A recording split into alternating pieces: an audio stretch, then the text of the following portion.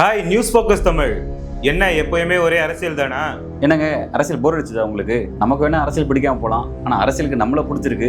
நம்மளை வச்சு தான் இங்கே ஒவ்வொரு அரசியலும் நடந்துட்டு இருக்கு. பலரும் நம்மளோட அரசியல் நிகழ்ச்சிகளை தொடர்ச்சியாக பார்க்குறீங்க, ஆனால் சப்ஸ் பண்ண மறந்துறீங்க. நம்ம நேயர்கள் மறக்காம சப்ஸ் பண்ணுங்க. இனி வரக்கூடிய நாட்களில் நிறைய அரசியல் பேச வேண்டியது இருக்கு.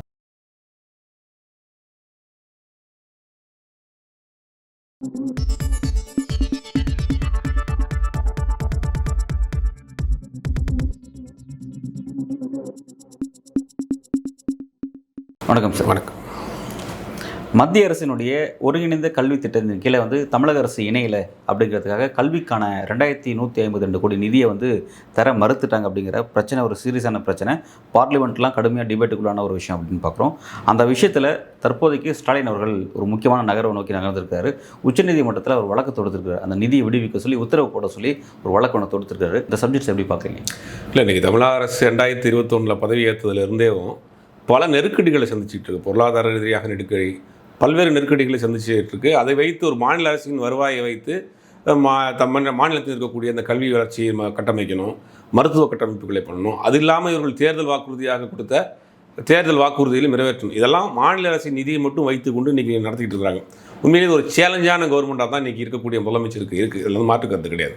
ஏற்கனவே ஒரு இன்டர்வியூவில் கூட ஒரு பிறந்தநாள் அப்போ ஒரு இன்டர்வியூ கேட்டாங்க. அப்போ கூட பேசியிருப்பாங்க, கலைஞர் ஆட்சிக்கும் இப்போ இருக்கக்கூடிய முதலமைச்சருடைய ஆட்சிக்கும் என்ன வித்தியாசம் அப்படின்னு கேட்டாங்க. கலைஞர் ஜனநாயகவாதியோடு போராடிக்கிட்டு இருந்தார், இப்போ சர்வாதிகாரியோடு போராடிக்கிட்டு இருக்கிறார்.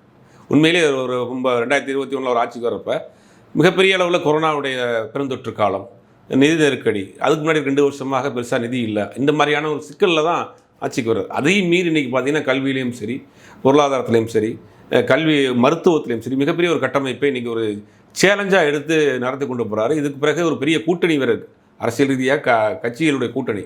இத்தனையும் மீறி பண்ணிட்டு இருக்காரு. மத்திய அரசு கொடுக்கக்கூடிய நெருக்கடிகள், அழுத்தங்கள் எல்லாத்தையும் தாண்டி ஒரு சிறப்பான ஆட்சி தமிழ்நாட்டில் போயிட்டுருக்கு. அதற்கு பல சாட்சிகளாக பல கருத்து கணிப்புகள் போடுறாங்க. பெண்கள் அதிகமாக வேலைக்கு போகக்கூடிய மாநிலங்கள், பொருளாதாரத்தில் முன்னேற்கக்கூடிய மாநிலங்கள், ஜிடிபியில் முன்னேற்கக்கூடிய மாநிலங்கள், இப்போ சமீபத்தில் வந்தக்கூடிய +1 +2 ரிசல்ட் முதற்கொண்டு இன்றைக்கி ஒரு பெரிய அளவில் கட்டமைப்பை ஒரு பெரிய சேலஞ்சுக்கு நடுவில் உருவாக்கி வச்சுருக்காரு. அப்படி தான் மத்திய அரசின் தொகுப்பிலிருந்து கொடுக்க வேண்டிய 2152 கோடி ரூபாய் மாநில அரசு கொடுக்க வேண்டிய கல்வி நிதி சமக்ர சிக்ஷன் அபியான் ஒரு திட்டத்திற்கு 2152 கோடி ரூபாய். அது நம்ம மத்திய அரசுனா பாஜகனுடைய கட்சி ஃபண்ட்லேருந்து கொடுக்கறது கிடையாது. மத்திய அரசினுடைய ஒன்றிய அரசினுடைய நிதியில் கொடுக்க வேண்டியது. அது இந்தியாவில் இருக்கக்கூடிய எல்லா மாநிலமும் கட்டக்கூடிய டாக்ஸ்லேருந்து கொடுக்கக்கூடியது ஒவ்வொரு மாநிலத்துக்கும் ஒதுக்கியிருப்பாங்க.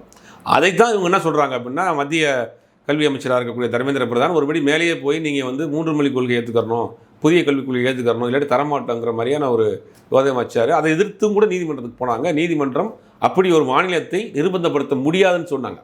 அதுவும் ஒரு வழக்கு. அது என்னன்னா, புதிய கல்விக் கொள்கையில் தமிழக அரசு இணைய மறுக்கிறாங்க. ஸோ இப்போ இணைய சொல்லி ஆர்டர் போடணும் முடியாதுன்னாங்க. ஒவ்வொரு மாநிலத்துக்கும் உரிமை இருக்குது, கல்வி முறை இருக்குது, அதை நம்ம அழுத்தம் கொடுக்க முடியாது, அது உத்தரவு போட முடியாதுன்னு அந்த இதை தள்ளுபடி பண்ணிடுச்சு நீதிமன்றம். இப்போ இந்த ரூபாயை எங்களுக்கு ரிலீஸ் பண்ணுங்கள், எங்கள் மாநிலத்தினுடைய மாணவர்களுடைய கல்வி மிகப்பெரிய சிக்கலாக இருக்குது, நீங்கள் ஃபண்டை ரிலீஸ் பண்ணுங்கள், அதுவும் 6% வட்டியோட. இது 2024-25க்கான ஃபண்டு. 25-26க்காக அது ஒரு 3000 கோடி ரூபாய் இருக்குது. மொத்தம் பார்த்திங்கன்னா ஒரு 5000 கோடி ரூபாய்க்கு மேலே நம்மளுடைய தமிழ்நாட்டுக்கு வரக்கூடிய பணம் பெண்டிங்கில் இருக்குது. அதை கொடுக்கணுன்றதான் இன்றைக்கி உச்சநீதிமன்றத்தில் வழக்காக இன்றைக்கி தமிழக அரசு சார்பில் ஒரு பதிவு போட்டிருக்கிறாங்க. அதை எடுத்துக்கிட்டாங்க. நீ வரக்கூடிய காலங்களில் தான் அந்த வழக்கினுடைய டைரக்ஷன் எப்படி இருக்குன்னு தெரியும். ஓகே, இப்போ இந்த அளவுக்கு ஏன்னா இப்போ இந்த நிதி சார்ந்த சிக்கல் அப்படிங்கிறது, அந்த மொழி சார்ந்த சிக்கல் அப்படிங்கிறது கிட்டத்தட்ட ஒரு 4 மாதத்துக்கு முன்பு தமிழ்நாட்டு அரசியலில் ஒரு டாக் ஆஃப் த சப்ஜெக்டாக இருந்துச்சுங்கிறத பார்த்தோம். முக்கியமான பிரச்சனை. பட் அப்போல்லாம் அதை நோக்கி, அதாவது சட்ட ரீதியான போராட்டத்தை அப்போ ஸ்டாலின் முன்னெடுக்கவே இல்லை. இப்போ முன்னெடுக்கிறாருன்னா இதை நம்ம எப்படி புரிஞ்சுக்கலாம்? சமீபத்தில் ஆளுநருக்கு எதிராக சட்ட போராட்டம் நடத்தும் போது அதில் கிடைச்ச மிகப்பெரிய வெற்றி அவர் இந்த அளவுக்கு இப்போ ஒரு உற்சாகப்படுத்தியிருக்கா? இது எப்படி நம்ம பார்க்கலாம்? இல்லை, அரசியலமைப்பு சட்டம் நம்ம கொடுத்துருக்கக்கூடிய சில உரிமைகள் இருக்கு இல்லையா, அது சட்ட ரீதியாகத்தானே போய் போராடி வாங்க முடியும். இவர்கள்ட்ட பல முறை முதலமைச்சர் சம்பந்தமாக பல அமைச்சர், தமிழ்நாட்டினுடைய பல எம்பிகள், நாடாளுமன்ற உறுப்பினர்கள் பேசியிருக்கிறாங்க. இவர் தமிழ்நாட்டினுடைய முதலமைச்சர் பல முறை லெட்டர் எழுதியிருக்கிறாரு. ஒரு மாதிரி டெல்லியிலே போய் பிரைம் மினிஸ்டர் பார்த்து இதுக்கு உண்டான இதெல்லாம் கேட்டு வந்தார். அவங்க எதுக்குமே அவங்க ஒத்துழைப்பு கொடுக்கலன்னா அடுத்து நீதிமன்றத்தை தானே போகணும். சாமானியனுடைய கடைசி நம்பிக்கையாக இருக்கட்டும், அரசாங்கத்தினுடைய கடைசி நம்பிக்கையாக இருக்கட்டும், நீதிமன்றம் தான் இருக்குது. இப்போ நீதிமன்றத்தில் போய் அதற்கு முன்னாடி நீதிமன்றம் ஆர்டர் போட்டுச்சுன்னா என்ன பண்ண முடியும்? சட்ட விரோதமான ஒரு செயல் இது. நீங்கள் கொடுக்க வேண்டிய ஃபண்டை அலாட் பண்ணி வச்சுக்கிட்டு கொடுக்க மாட்டோம் அப்படிங்கிறது நீங்கள் சேர்ந்தா தான் அப்படிங்கிற விஷயத்தை நிர்பந்தப்படுத்துறது வந்து சட்டவிரோதம் இல்லையா அவங்களுக்கு? இப்போ நீதிமன்றம் ஒரு ஆர்டர் போட்டால் கண்டிப்பாக கொடுத்தான் நான். எனக்கு தெரிஞ்சு நீதிமன்றம் கண்டிப்பாக அங்கேருந்து ஒரு நல்ல ஒரு சொல்யூஷன் வரும்னு நினைக்கிறேன். ஏன்னா இது வந்து அப்பட்டமான ஒரு சட்ட மீறல் அது. அப்படிங்கும்போது நீதிமன்றம் உத்தரவு போட்ட பிறகு தான் ஃபண்டு கொடுக்க போகிறாங்களா அப்படிங்கிறது தெரியல. இப்போ ஏற்கனவே வந்து இப்போ அந்த ஆளுநர் விஷயத்தில் உச்சநீதிமன்றத்துக்கு தமிழக அரசு திமுக அரசு போய் ஒரு பெரிய வெற்றியை பெற்றுட்டு வந்தாங்க. அதை பெற்றுட்டு வந்ததுக்கு பிறகு தான் வந்து உச்சநீதிமன்றம் பெருசாக நாடாளுமன்றம் பெருசாக அப்படின்ற மாதிரியான ஒரு பெரிய டிஸ்கஷன் வந்துருச்சு. அதோட சீரியஸ் தன்மை என்னன்னு தெரியல. சமீபத்தில் தலைமை நீதிபதியாக இருக்கக்கூடிய திரு கவாய் அவர்கள் மும்பைக்கு போயிருக்கும் பொழுது அவர் நிகழ்ச்சியை புறக்கணிச்சாங்க அப்படிங்கிறத பார்த்தோம். ஆளும் அரசினுடைய செக்ரட்டரி, சீஃப் செக்ரட்டரி, டிஜிபி முதற்கொண்டு புறக்கணிச்சாங்க. அவர் வந்து வெளிப்படையாக சொன்னார். ஸோ வந்து இப்போ வரையும் பார்த்தீங்கன்னா வந்து நாடாளுமன்றத்துக்கும் அதாவது மத்திய பாஜக அரசுக்கும் உச்சநீதிமன்றத்துக்கும் ஒரு கான்ஃப்ளிக்ட் இருக்கிறத புரிஞ்சிக்க முடியுது. இப்போ இந்த நேரத்தில் வந்து இவர் போயிருக்கார், ஸ்டாலின் போயிருக்காரு அப்படின்னா இது எப்படி ஆல்ரெடி சில புகைச்சல் இருக்குது. இப்போ இந்த நேரத்தில் இந்த ஒரு வழக்கம் போகும்போது அப்படி எப்படி பாஜக இதை பார்க்கும்? இல்லை, இப்போ வந்திருக்கக்கூடிய நீதிபதி கவாய் வந்து பதவி ஏற்பதற்கு முன்னாடியே சொல்லிட்டார், நான் ரிட்டையர்ட் ஆன பிறகு அரசு பதவிக்கு போக மாட்டேன், உறுதி கொடுக்குறேன்னாருன்னா அரசாங்கத்திற்கு வளைந்து கொடுக்க மாட்டேங்கிறத அவர் வந்து மறைமுகமாக சொல்லிட்டார். அது ஒரு நம்பிக்கை இருக்குது நமக்கு. அதனால் வந்து சட்ட ரீதியாக யாருக்கும் சப்போர்ட்டாக வேணும். சட்டம் என்ன சொல்லுதோ அதன்படி நமக்கு வந்து பணத்தை வாங்கி கொடுத்தா போதும். இந்த கவாய் அவர்களை பொறுத்த வரைக்கும் ஒரு மகாராஷ்டிரா மாநிலத்தை சேர்ந்தவர், ஒரு பௌத்த மதத்தை தழுவிய முதல் சுப்ரீம் கோர்ட் ஜட்ஜாக இன்றைக்கி வந்திருக்கிறார்.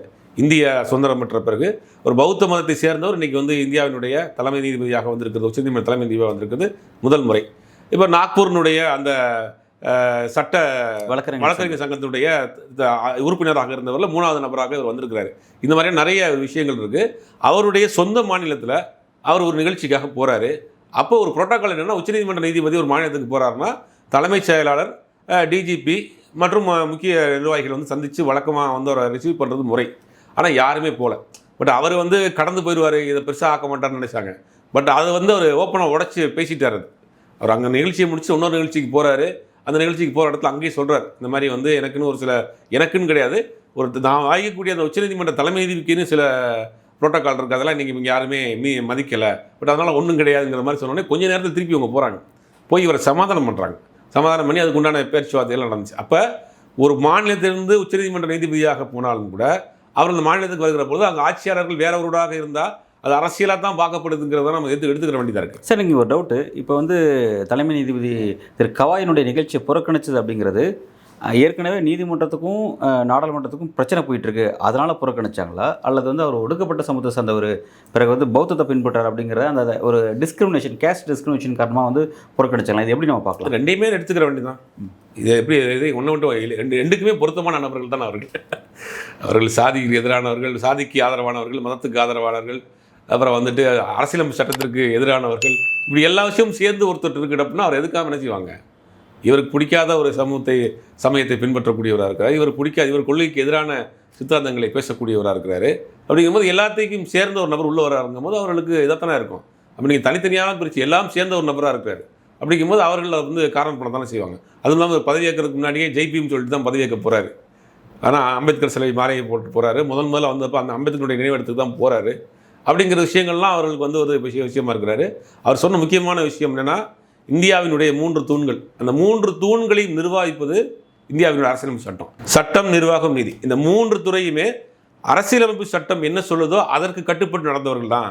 நீங்கள் அதை தான் நமக்கு முக்கியமாக பார்க்கணும். யார் உயர்ந்தவர்கள், யார் தாழ்ந்தவர்கள்ன்ற இந்த போட்டிலாம் இங்கே வச்சுக்கிறாதீங்கிறத ரொம்ப வெளிப்படையாகவே உடச்சி சொல்லிட்டார். இப்போ நீதிமன்றம் மக்களால் தேர்ந்தெடுக்கப்பட்ட ஒரு நீதி இது இருக்குது, ஒரு மன்றம் இருக்குது, அது பெருசா இல்லை நீதிமன்றம் பெருசாங்கிற இந்த போட்டியே வேண்டாம். நம்ம எல்லாத்துக்கும் கட்டுப்படுத்தக்கூடியது அரசியலமைப்பு சட்டம் தான். அதுக்கு என்ன சொல்லுவோம் அதை கேட்டு நடங்கப்பா அப்படிங்கிற மாதிரி அவர் அது வந்து தன்கருக்கு கொடுத்த விளக்கமா? ஏன்னா அவர்கள் பேசினார், அவர் தான் சொன்னார் இது மாதிரி எது பெருசு அப்படிங்கும்போது நாடாளுமன்றம் தான் பெருசுன்னு சொன்னார். பிறகு பாஜகவுடைய எம்பி நிஷிகாந்த் துபேலாம் வந்து வெளிப்படையே போட்டு சிஜே அடித்தாங்க. அந்தளவுக்கு பார்த்தோம். இப்போ அதுக்கான ரிப்ளை, ஏன்னா அன்னைக்கு இருந்த சிஜே சஞ்சீவ் கண்ணா வந்து அமைதியாக தான் இருந்தார். பட் இவர் வந்து அதுக்கு ரிப்ளை கொடுக்குறாருன்னா அது எப்படி புரிஞ்சுக்கலாம்? அது அவங்களுக்கான ரிப்ளை தானே? அது இல்லை, அவர் எங்கே வச்சு எதற்கு பிறகு இதை பேசினாருங்கிறது தான் முக்கியம். மகாராஷ்டிராவுக்கு போகிறாரு, அவர் ரிசீவ் பண்ண வரல, அதற்கு பிறகு தான் இந்த வார்த்தையை பயன்படுத்துகிறாரு. அப்போ நீங்கள் யாராக இருந்தாலும் அரசியலமைப்பு சட்டத்திற்கு கட்டுப்பட்டவர்கள் தான், அதுதான் இந்த நாட்டினுடைய உயிர் நாடி, அதுதான் மூச்சுங்கிறார். இப்போ அதை மாத்திரம் தானே இவங்க துடிக்கிறாங்க. அப்போ ரெண்டும் சேர்ந்து தான் அவருக்கு பதில் சொல்கிறார். அரசியலமைப்பு சட்டத்துக்கு கட்டுப்பட்டவர்கள் தான், அதை மீறி நீங்கள் யாரும் செஞ்சிட முடியாது, அது எங்கள் வலுவாக ஒன்றும் இருக்குது அப்படிங்கிறது திரும்ப சொல்கிறாரு.